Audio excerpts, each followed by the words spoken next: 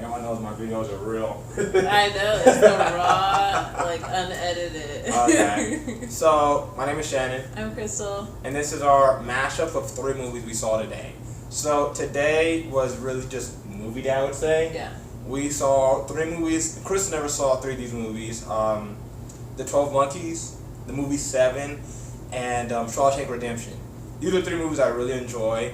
She still hasn't seen all the Lord of the Rings movies.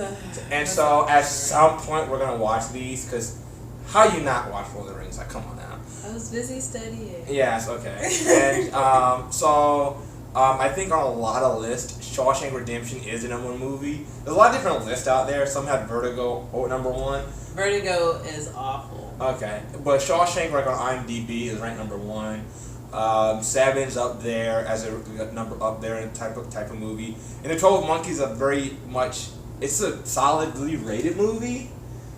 I wouldn't say it's a bad movie by no means, but for me as an individual, it's probably more of the most memorable movies. The ending was very interesting. So, give me your overall thoughts on all 3 movies. All 3 at once? Yeah, just overall feel. Oh, you want to do it one by one? Let's do one by one. Okay, let's start off with 7. 7, the Morgan Freeman with Brad Pitt and Kevin Spacey. This is a movie that really, it basically is about Morgan Freeman, who's the main character, about him coming in, about to retire, and his basically almost like a little bit of depression. Yeah. Over like the inevitability of everything just being, messed up, murder, rape, and he just kind of gave up. And at this point, he's like on the last case with Brad Pitt. I'm just calling by their actor's name. I don't remember their real name. It's not that. I never remember. No, I don't think they even said the killer's name. They're the actors. Yeah, I think his name was like John. Yeah, Morgan Freeman teams up with Brad Pitt to do his final case to find his killer, and it turns out that he's killing people based on their 7 deadly sins. This movie's extremely old at this point, so we can spoil it. It's fine. Yeah, it came out in the 90s. Yeah, I think in the 90s. So if you're watching this, if you want to watch any 3 of these movies, watch stop. them first. Yeah, watch them first. Watch them now. Okay. But we're gonna break into spoilers. So Brad Pitt, on the other hand, is a very different character than Morgan Freeman. Mm-hmm. Morgan Freeman is very detail oriented, and Brad Pitt's kind of like big picture, but Morgan Freeman's slow, methodical, while Brad Pitt's rash and abrupt, and he's very emotional. He's very much a doer, and Morgan Freeman's more like he follows the book on a lot of stuff. So it's kind of like Brad Pitt brings out of him like the more like, okay, how are we going to synergize all this information to catch the killer right now? Yeah. We're not going to spend ages trying to solve the case and make it go cold. Okay. Like there's scenes in the movie where Morgan Freeman's like, we can't do this. Brad Pitt's like, we're gonna get this done one way or another. We're gonna pay this hooker to get this stuff done. Yeah. When someone shoots at Morgan Freeman hides and checks all the other people. Brad Pitt's like, no, we're gonna get this guy. Yeah. So they're He's a bulldozer. So they're completely different people when it comes to how they process information. But in the movie, that makes them really good detectives because they can work together.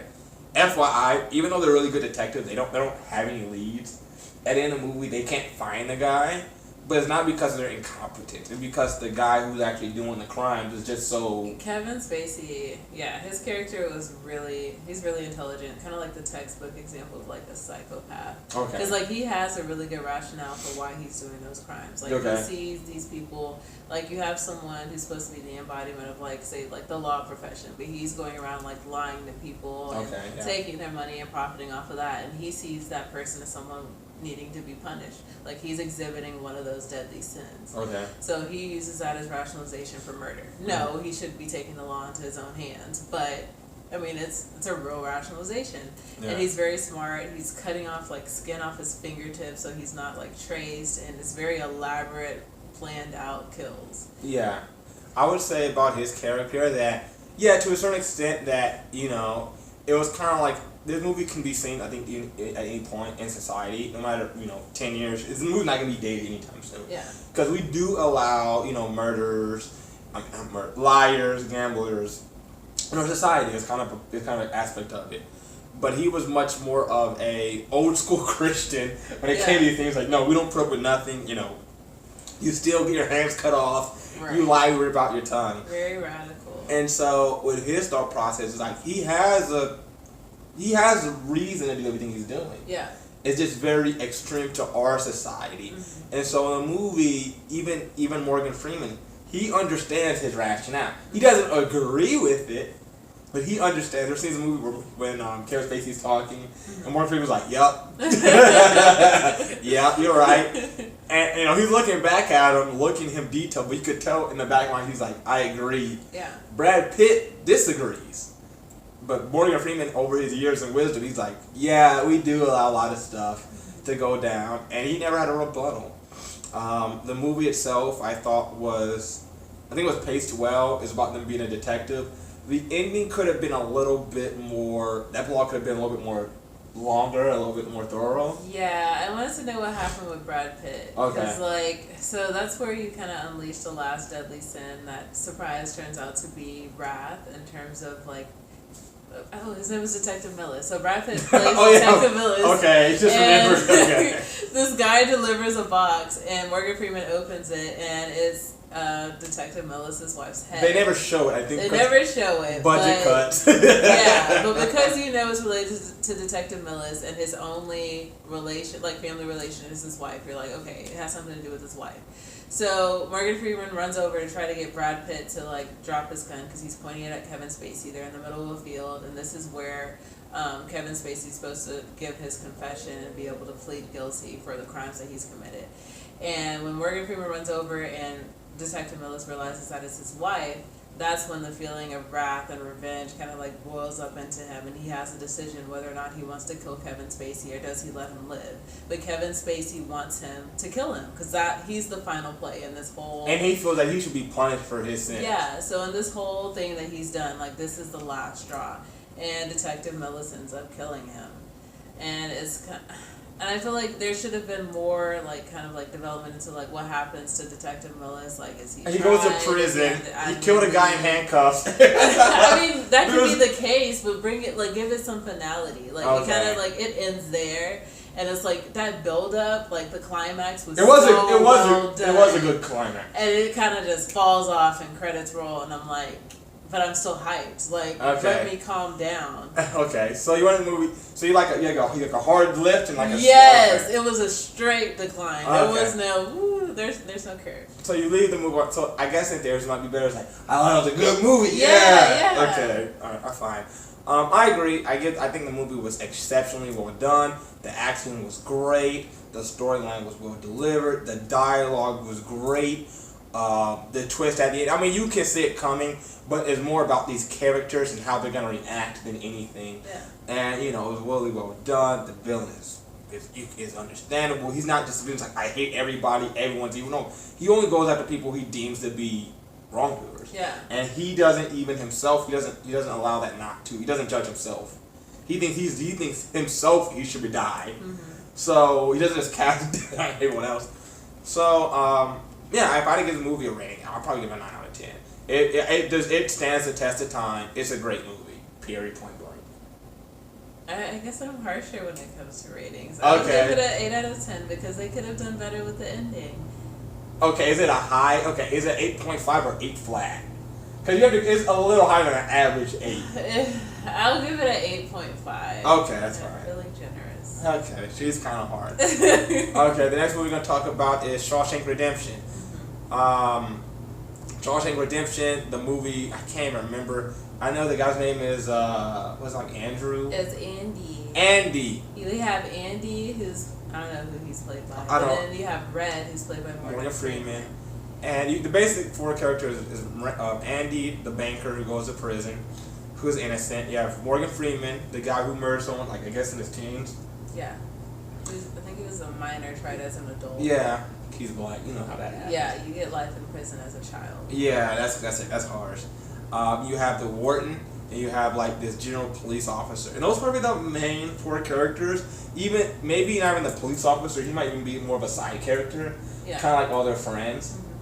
Mm-hmm. But I think he has some impact. And generally, the movie's kind of a how do you describe? I think it's a ever seen the movie Life with Eddie Murphy. And ever seen Life? Oh God, she hasn't seen anything. It's kind of like a telling of time story. It tells how he met Eddie. Is it Eddie Dufresne? I thought it was Andy Dufresne. You're asking the wrong. Andy Dufresne is his name. Sure. Andy Dufresne, and how he met him and throughout the years and what has he done, and basically his progression throughout prison, his eventual escape, and how Morgan Freeman eventually got pardoned and he got out. Yeah. That's kind of summarizes the whole story. It's not a very, I won't say deep plot. It's not a deep plot. There really isn't, like, the climax isn't as powerful as Seven. Okay.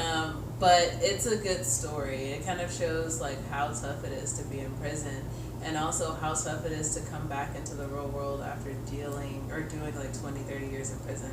But I guess also about the corruption in prison. The corruption, because even though in the 50s, like, this guy was just a banker, he also had a lot of tax accounting knowledge.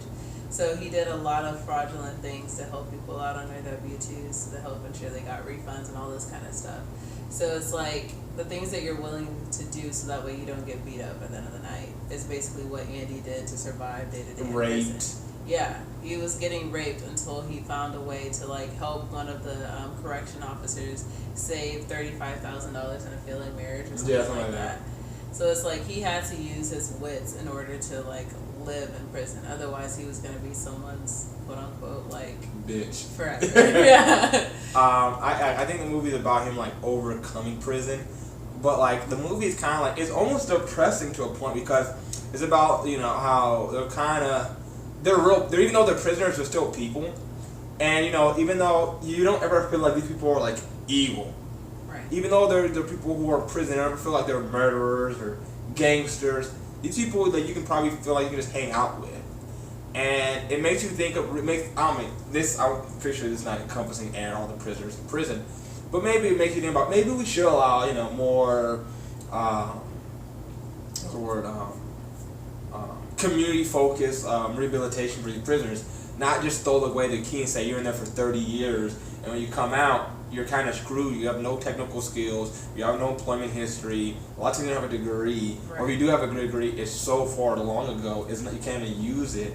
Yeah. You have a felony on your charge. What are you gonna do for a living? Yeah, because after 20, 30 years, the world that you knew isn't the same anymore. So you're coming out to an entirely new environment, and most often you're coming out alone because your support system has either died or you're so distant from them that they're not even going to entertain your presence anymore. So it's like, it's just you. Like when he comes in prison, the highest rapper is 50 Cent. He comes out, the highest rapper is J. Cole. And it's like, what happened? It's like, you know, Jay-Z got married, Kanye West married a stripper. Yeah, it's like, whoa! Like everything's different. We married Donald Trump, we had a black president, believe it or not, then we married Donald Trump. It's like, whoa. There's a lot of things that can happen in 20 years. And, like, there's not enough resources to get people up to speed in the time it would take them to get up to speed to succeed. Yeah. Because, like, kind of that was shown whenever Red got out of prison, and, like, he literally did the exact same job and worked at the exact same place as the prisoner who had just got released from prison did. So he followed in the exact same footsteps because he didn't know anything else. And only because Andy tipped him off on a place that he should go did he, like, then do that and meet up with his friend. Because he was going to kill himself also. Yeah. Okay. So, it almost is a depressing story. At the end of the movie, Andy Dufresne eventually escaped. The escape was kind of very interesting because he uses his wits to overcome the prison and actually escapes. And he actually basically screws everyone else in the process. Yeah. And so he, like, runs out the house and throws the match behind him kind of thing. Yeah. So it was clever. It was probably one of the best aspects of the movie. Because aside from that, the movie was kind of a slow burn. It was. It was a drag, and it was kind of just like day-to-day prison life. Yes. What happens whenever, like, the correctional officers randomly come into your cell and do a search? Like, Exactly. Is there going to be contraband? What happens when there's contraband? Are you going to be thrown into the hole? What it's like being in the hole? Yeah. Or maggots in your food, and, like, are you going to use that to feed a bird you've been hiding in your pocket? Like, random stuff Yeah. like that. Like I said, it was really smart because they showed that Andy, like, I don't know if you saw this because, you know, he had, like, the little thing in the Bible. No, you didn't see that part? So he had so basically in the movie, Andy Dufresne, remember the Bible he always had with him? He actually cut the Bible out and put the little rocks pick there. And so that every time they were looking, his place, they would look at everybody won't touch the Bible because he knew because he always had the Bible in his hand. Exactly. And then the warden, he was of religious background. He was messed up. Yeah, like there was at one point he picked up the Bible, but he never opened it. He just commented how he liked the fact that he was reading the Bible. Yeah, and so the whole movie, Andy always had the Bible around him, on him, because he realized that this was his means to escape. And it was like he'd been holding this for like, what he said, 20 years? Yeah. He had walked around the Bible for 20 years. People thought he was always reading it. But really, he's like, I'm getting the f out of here. Yeah, like if he didn't have the weapon that he was using to get out, then... He wouldn't ever get escape. And that probably is what kept him insane, because if he really felt like he was going to stay there forever, he might have killed himself. Yeah. But he was like, I'm going to get out of here. I'm going to make a living. This is not the end of me. I'm leaving. Yeah, and he was innocent. So yeah. It was like he shouldn't have been there in the first place. And then the second half of the movie is about the warden, like kind of saying, you're not leaving, murdering people. What do you think about that aspect of the movie? I thought it was just like a typical thing when someone has power and then they can use somebody as a resource, because basically he uses the prisoners as slave labor once he realizes he can profit off of it. And because he doesn't have to pay the prisoners, he can charge the lowest price. Yeah. So he has a monopoly when it comes to services and labor. And then when he realizes, well, this is kind of after the fact, but then he uses like Andy for the tax services and managing his money, and that's kind of like a day-to-day thing that he helps do in the office at night. So it's like he gets a big head when he starts getting all this like money flow, and that kind of forces him not to think that Andy would ever betray him. Okay. So it's okay. Like I said, I saw the movie years ago. I just showed her the movie. When I first saw the movie, I guess I thought it was a slow burn. I thought the climax and the escape would make the movie way better than it was. I think it just ended with him like murdering and killing himself. Well, that would have been very like kind of like, ooh, that was kind of depressing. But then it was uplifting because he finally meets his friend on the boat, and they kind of fix it, and they kind of show the credits there. I kind of gave the movie like a 9 out of 10. I thought it was acted well. I think the story kind of said what it was trying to do. It was the acting wasn't as good as 7. No. I think the dialogue wasn't as good as 7. I think the story of itself, I don't think it was as compelling. No. I don't think it was as dynamic, this script. I think it was as compelling because this is much more realistic, and this is something that we can actually do today. Yeah. And I think, and so the same thing with 7. Both of these stories can be watched decades later and have the same. It's still relatable. It's still relatable, exactly. So I give the movie a 9 out of 10. I think, like 7, also this is a great movie, and I think it's worth a watch. You. I would give it a 7.5. A 7 and It's not as good as 7. I gave 7 a 8.5. Oh. So it's a 7.5 to 8. It wasn't as compelling. It really was not. Like, it wasn't a bad movie. I felt bad for the prisoners. There was emotion from it, but there wasn't a high climax. But there wasn't. The ending was more closed, so I appreciate that. But I mean, it was all movies. I think it was a good movie. It just wasn't as good. I'm a very tough critic. Jesus Christ. Okay. This is over a 5. Jesus Christ. She gave Acrimony a 3, but she gives Shawshank Redemption a 7.5. A 7.5. Oh my God. Like, to get that 10, you have to be basically perfect, and it wasn't a perfect movie. Well, Magic Mike 2 was a 10 out of 10. Oh, absolutely. I haven't even seen that movie yet. Probably somewhere studying. Okay. The last movie we saw was The 12 Monkeys, a movie with Brad Pitt and Bruce Willis. Now, as a kid, this is one of my favorite movies because it's so different of a movie. It's a movie about time travel. It's about inevitability of a virus. And I love time travel movies because it gets you thinking. But this movie has a different aspect because it's not one. It's about a guy going back and forth in time, but it's not just him. It has different people coming back in time. Yeah, at first we think it's just him because the whole point was like this virus came out and these people were living underground, so he was sent there to kind of, I guess, find the root cause and reverse what happened. But like because the focal point was on him, we didn't realize that other people he encountered may have been sent there to do the same thing or potentially worse. Or watch him. Yeah, or watch him. And so the movie's very interesting because it makes you think like, what's really going on? Is he crazy? Is he not crazy?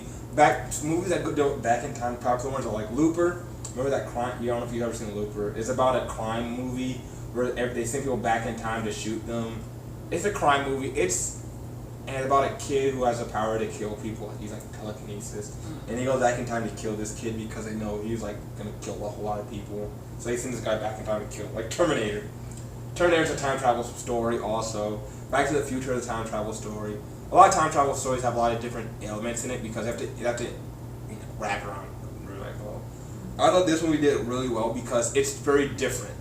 Because it's not exact science, and a lot of times you don't know what's really going on. Because I think you can, I don't know if you agree or disagree, but Bruce Willis is crazy during the movie. Yes. I thought he was crazy because he was in the asylum and a lot of the things that he was saying. But then once I realized he was sent there for a purpose, and I was like, okay, he's not crazy. He's probably like crazy from the standpoint of like, okay, he's constantly being sent back and forth in time, so that's warping his sense of reality. But he's still like sentient. I think like there was Brad Pitt was crazy. Okay, Brad Pitt did a great job. Yeah. But there was a part in this movie where like he's jumping in the water. He's like, I'm just so happy to breathe. Mm-hmm. And you're like, well, what the hell? Is he going crazy? Is he just normal? Yeah.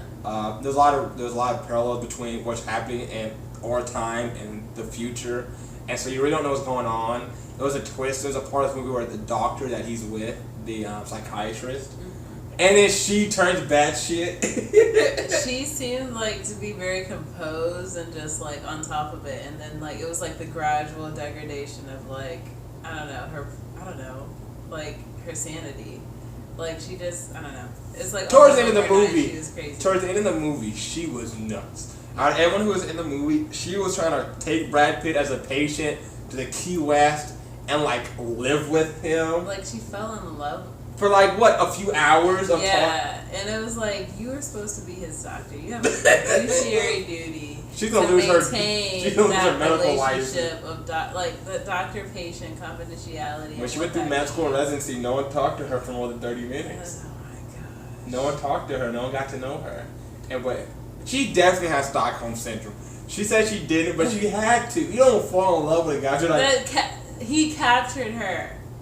And she fought, like, she did the normal, like, oh, no, don't capture me. But then immediately... She was like, I'm in for this. She likes being... Like, Stockholm Syndrome doesn't happen like that. You are basically broken down for, like, months, years on end, and you're just left with nothing. And then you come to the rationale, like, this is my life. This person is taking care of me. I'm still alive. Yeah. So maybe this is a good situation. She didn't go through all of that. She basically was like, like, I'm not at the asylum anymore. He's kind of cute. I like him. Let's go on an adventure together. Yeah, she was nuts. Yeah.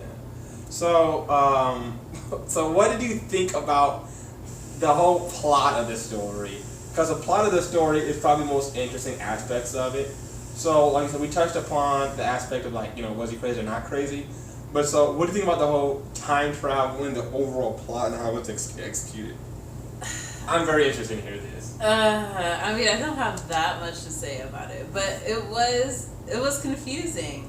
Like, because he would be in the middle of like doing something, and then they would take him back, and where they took him was kind of like this. I don't know, was it like this test environment research center or something, and there would be like 7 people like all looking at him, and like he would kind of report back like what he was feeling and all this kind of stuff. Or sometimes he would come back and they'd just be laughing at him. And it was like, what are these people doing? Are these people like in his head or what? They're very like cartoonish almost. Yeah, and like sometimes there would be like magnifying glasses like distorting their faces like through the visual that he could see on his end, and it was just like, I don't know, like it helped propel the story because it was like, okay, you're torn between like, is he crazy? Is this a figment of his imagination? But then as time went on, whenever he would literally disappear and come back, you're like, there's no way he thought of that. Like someone's actually pulling him between realities. And so I was curious about how they pulled him in. Like I saw they put him into the past. I wonder how they took him back from the past. Yeah. The thing is that I wish they talked about that in the movie, because he said they had to make a phone call to get in the future. But then how did they pull him? Why not just, you know what I'm saying? Mm-hmm. I never got that. I mean, it's something that we just have to, I guess, accept as the movie for what it is. Yeah. But how they actually just pull him by himself into the future? Or like he can only be there for so long, it takes so much energy. They don't explain that. So it's kind of like you're putting those like building blocks in between like that knowledge, like, because you don't know. You don't know how they pull people out. You just see him kind of like move. Yeah, like he's back in that center with all those people, or he's back in that time period.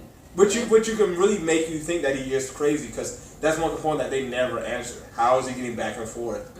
Because you see them how he actually get propelled in the past. Yeah. But now you don't really see how the hell he get here. Yeah.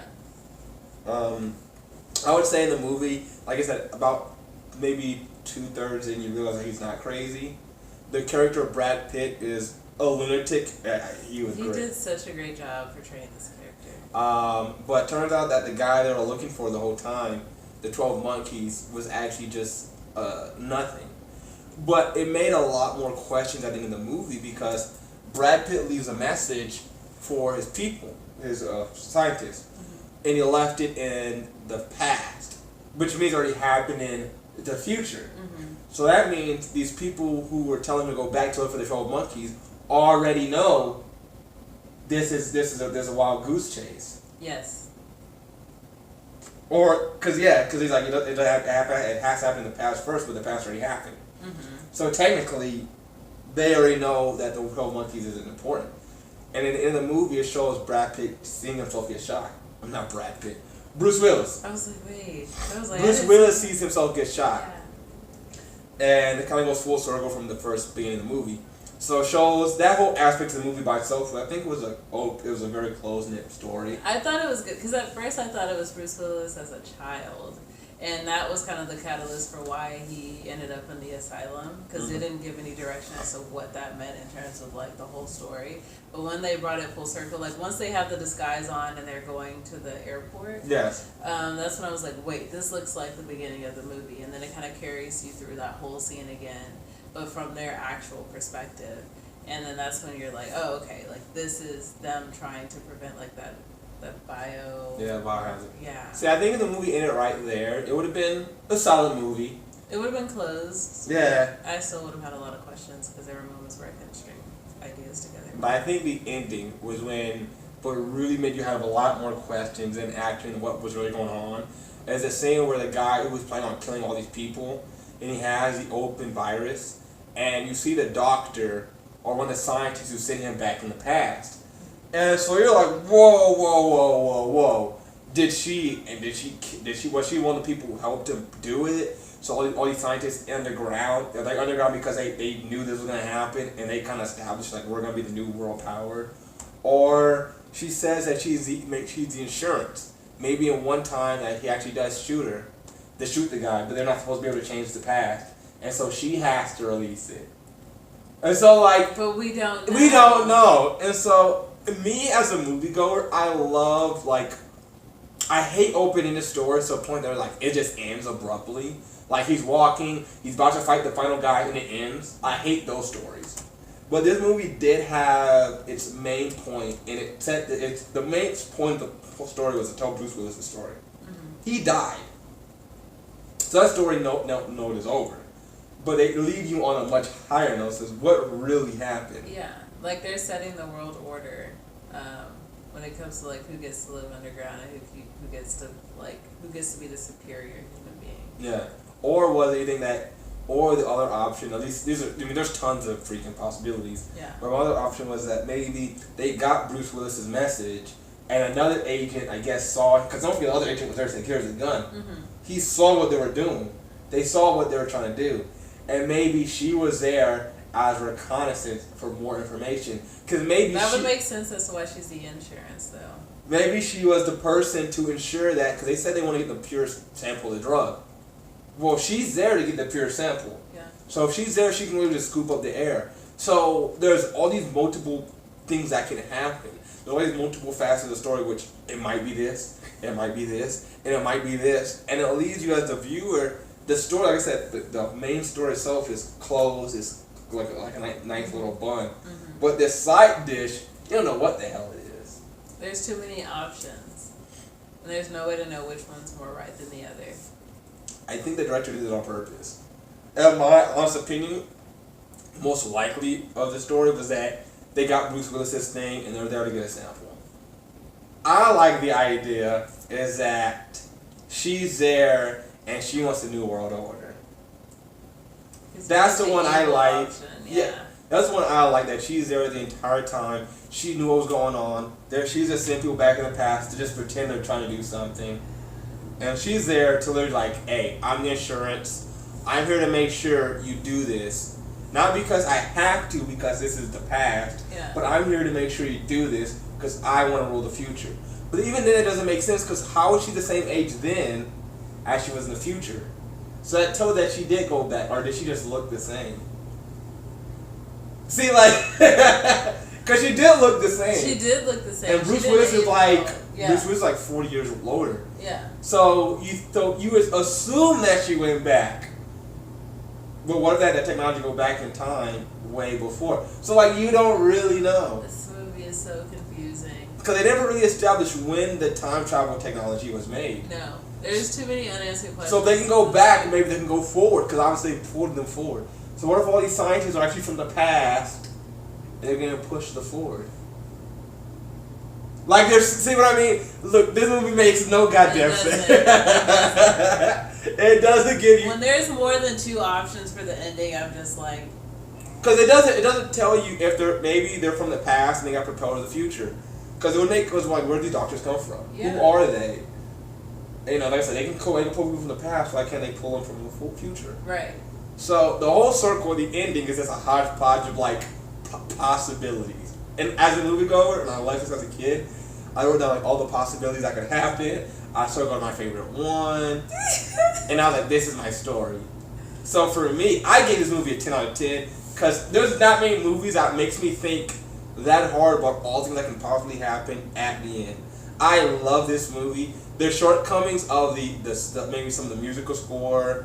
I didn't even remember that. I didn't like that. That was not my favorite aspect. I thought some of this, like Brad Pitt, was obviously like a red herring. Mm-hmm. The whole stuff. But the mere fact that they tried to tell this grandiose story and it didn't feel cheated and it didn't give you no bullshit information at the end. It was like some dumb, because a lot of time travel stories don't make sense. This one didn't make sense. It made sense. It just didn't tell you. It didn't tell you the ending. Yeah. And so it did all those things right. And me as a moviegoer, I can forgive a whole lot of shit if you can keep me thinking about a movie 10 years later. She doesn't agree. I don't like having that many options, and I like thinking about a movie afterwards, but not for like. There's no closure. Like, no, the probability of me like landing on the proper ending for me, like based on what they showed me, is very slim. So therefore, I'm irritated. For its time, it did really well. So, maybe like an 8. I'd give it an 8. So you think the movie's better than Shawshank Redemption? Yeah, it's better than Shawshank. Yeah.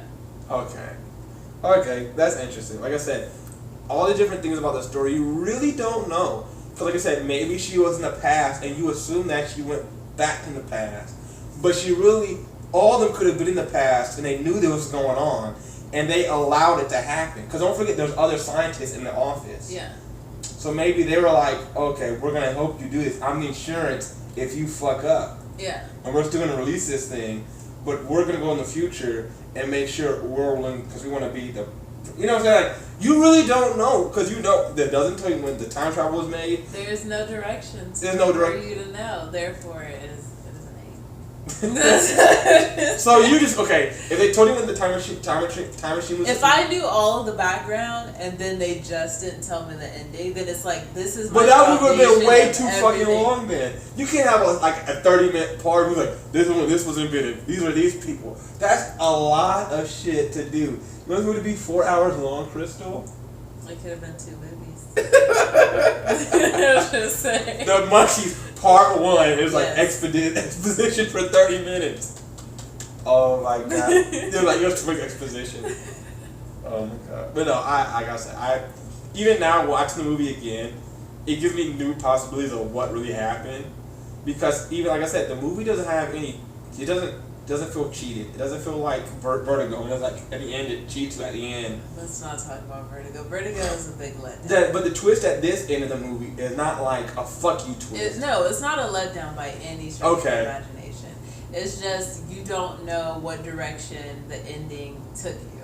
So So I think that, like, are you at a point where there's a new world order? Or are you at a point where like they just created like this bio? Like you don't know what that means. I think that's why they played that song. Like it's supposed to be like a chaotic song. Yeah. And so it leaves you in a state of like chaos because you really don't know what happened. And that's why I give it a 10 because I can see a director's like, okay, we're gonna fuck with people. I mean, that's what really makes a movie timeless, though. Like, if you can pick up a movie, rewatch it, and come up with a different interpretation each time, like that movie's gonna live for a long time.